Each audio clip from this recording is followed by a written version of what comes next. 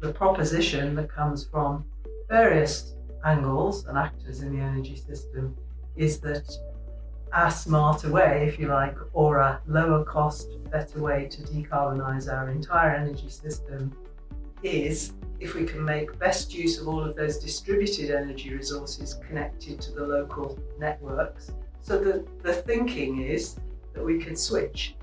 from our rather centralised top-down system that we have at the moment to a more flexible networked system. For the last 100 years, we've had a deliberate strategy in Britain of taking away control over localised systems on the grounds that you can get economies of scale from big centralised electricity generation and a whole gas network system that was deliberately built out using public finance in the 1960s and 70s. So we had a highly centralised top-down system at the point of privatisation in the 1990s.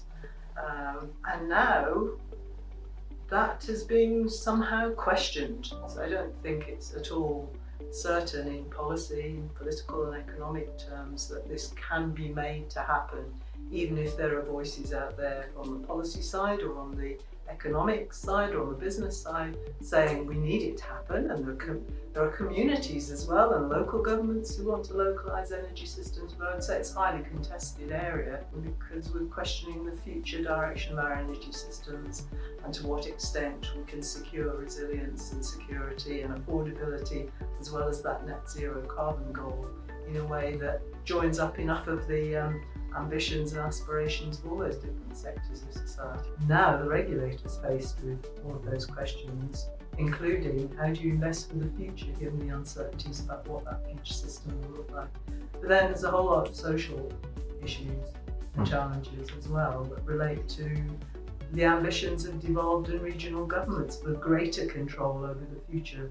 of their communities, their populations. So in the Scottish Government, in the Welsh Government, in regions like Greater Manchester and the West Midlands, they're all pulling for less centralised determination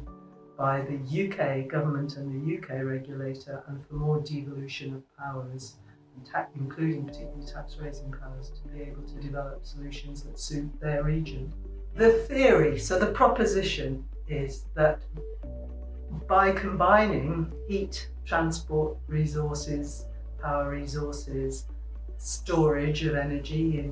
and also, of course, the visibility of the data to allow that trading to take place at local level. In theory, as I say, the proposition is all of that contributes to meeting net zero more cost effectively, potentially more satisfactorily in terms of affordability and solutions that work, and also not wasting resources that we don't need to waste.